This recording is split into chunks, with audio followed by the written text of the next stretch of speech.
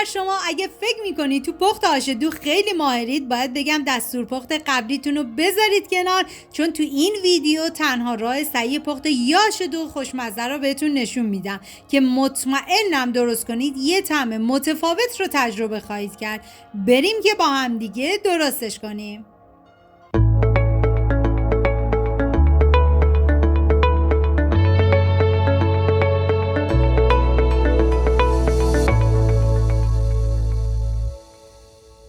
مواد لازم: کدو حلوایی، دوغ که من از دوغ محلی استفاده کردم. شما از هر نوع دوغی که دوست دارین میتونین استفاده کنین، فقط دوغتون ترش نباشه. سبزی آش که من نوع و اندازه رو داخل دیسکریپشن براتون نوشتم. لوبیای چیتی و لوبیای رشتی، لوبیای عروس، باقلای خشک، برنج نیمدانه، سیرداغ، نعنا خشک و پیازداغ که من مقداری برای داخل آش استفاده کردم و مقداری هم برای تزیین، و همچنین پیاز. حالا من داخل قابلمه کره حیوانی ریختم و شما از هر نوع روغنی که دوست دارین میتونین استفاده بکنین. بعد از اینکه داغ شد، من پیاز رو به صورت خلالی ریز کردم و ریختم داخل قابلمه. هم میزنم و میذارم تا پیازها کمی نرم و شیشه‌ای بشن. به هیچ عنوان نیاز نیست بذاریم پیازمون خیلی سرخ بشه. بعد از اینکه پیاز نرم شد، حالا ادویه ها که شامل نمک، زردچوبه و فلفل قرمز هستش به پیاز اضافه میکنم، هم میزنم و میذارم تا ادویه ها تف بخورن و عطر ادویه ها آزاد بشه. و بهتون پیشنهاد میکنم که این آش دوغ رو درست کنید و مطمئنم که عاشقش میشید. و بعد از اینکه ادویه ها تفت خورد، حالا من حبوباتی که 24 ساعت قبل خیس کردم و چندین مرتبه آبش رو عوض کردم و میریزم داخل قابلمه و یه هم میزنم تا حبوبات با پیاز کاملا مخلوط بشه. ببینید این پیازداغی که اول انجام میدیم خیلی رو طعم آش تاثیر داره، پس راحت از کنارش نگذرید، چون بعضی از عزیزان میگن هیچ فرقی شاید نکنه، ولی شما طبق آموزشی که من میدم این آش و دوغ رو درست کنید و بعد نتیجه رو برای من کامنت کنید. حالا من آب بهش اضافه میکنم. ببینید آب رو زیاد اضافه نکنید، مقداری باید آب بریزید که زمانی که حبوباتون پخت آب زیادی نباید داشته باشیم.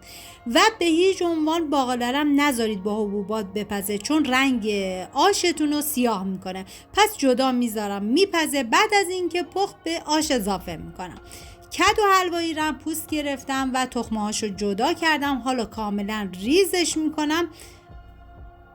و عزیزانی هم که اگه کدو حلوایی رو دوست ندارن، این کدو حلوایی داخل آش کاملا له میشه و طعم آشتون رو خیلی عالی میکنه. و حالا اینجا من حبوبات به جوش اومد و کدو حلوایی رو بهش اضافه میکنم. ببینید همون اول که روغن پیاز کردیم و حبوبات رو ریختیم، میتونین کدو حلوایی رو همون موقع اضافه بکنید که من متاسفانه یادم شد بعد از اینکه حبوبات به جوش اومد کدو حلوایی رو بهش اضافه کردم. حالا سر قابلمه رو میذارم تا کدوها با حبوبات کاملا بپزه. توی این فاصله میریم سراغ سبزی که من سبزی رو شستم و بعد از اینکه خوش شد ریزش کردم که بیش از حدم سبزیتون رو ریز نکنید. و اینجا حبوبات من تقریبا پخته شدن که حالا برنج رو بهش اضافه میکنم و میذارم تا برنجم کاملا بپزه. ببینید برنجم به هیچ عنوان همون اول با حبوبات نذارید بپزه، چون برنج کاملا دونش باز نمیشه. پس زمانی که حبوبات ما کمی پخته شدن، ما برنج رو بهش اضافه میکنیم. و زمانی هم که برنج داره میپزه، طی مرحله پختش چندین مرتبه برنج رو حتما هم بزنید که برنجتون ته نگیره. حالا من میذارم تا زمانی که حبوبات با برنج بپزه. توی این فاصله میریم پیازمون رو ریز میکنیم که من به صورت خلالی کاملا ریزش میکنم و سیرم به صورت خلالی ریز میکنم.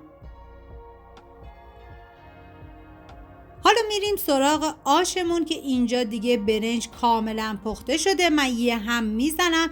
ببینید دیگه ما به جمع آب زیادی نداریم، آبش به اندازه هستش چون قرار دوغ بهش اضافه بشه. یه هم میزنم و حالا باقلایی که جدا گذاشتم پخت و توی این مرحله به آشم اضافه میکنم. یه هم میزنم تا کاملا با هم دیگه ترکیب بشن.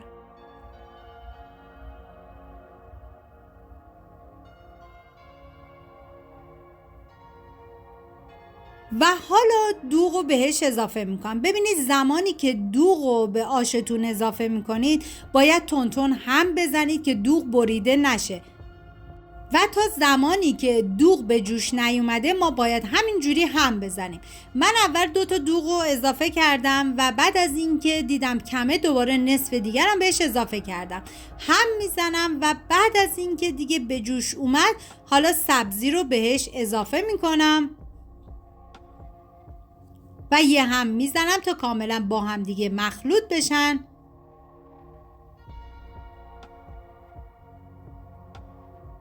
واقعا جای تک تک شما دوستان عزیز خالی.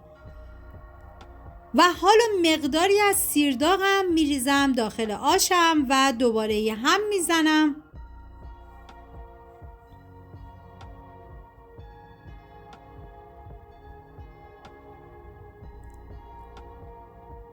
و سر قابلمه رو میذارم تا دیگه آش کاملا جا بیفته. توی این فاصله من داخل تابه کره ریختم و بعد از اینکه داغ شد پیازی که خلالی ریز کردم و بهش اضافه میکنم. هم میزنم و میذارم تا پیاز کاملا سرخ بشه. بعد از اینکه سرخ شد حالا ادویه ها که شامل نمک، زردچوبه و فلفل قرمز هستش به پیاز اضافه میکنم و هم میزنم و میذارم تا ادویه ها تف بخورن و عطر ادویه ها آزاد بشه. و بعد از اینکه تفت خورد حالا سیر رو بهش اضافه میکنم و دوباره هم میزنم و میذارم تا سیرم کمی تفت بخوره.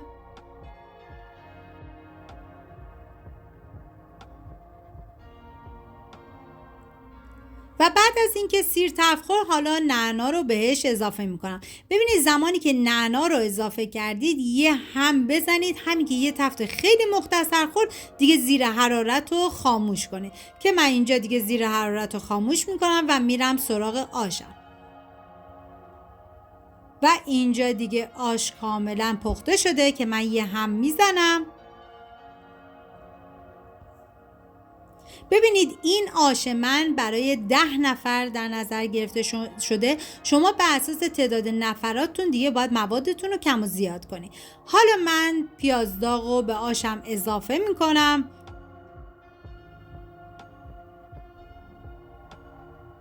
و شروع میکنم به هم زدن تا کاملا با هم دیگه مخلوط بشن.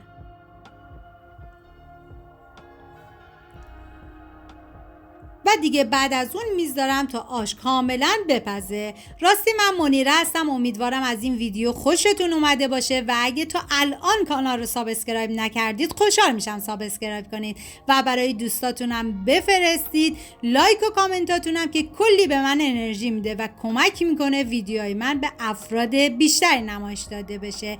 اینم از آش دوغ خوشمزه ما. امیدوارم درست کنید، در این هوای پاییزی در کنار خانواده از خوردنش لذت ببرید.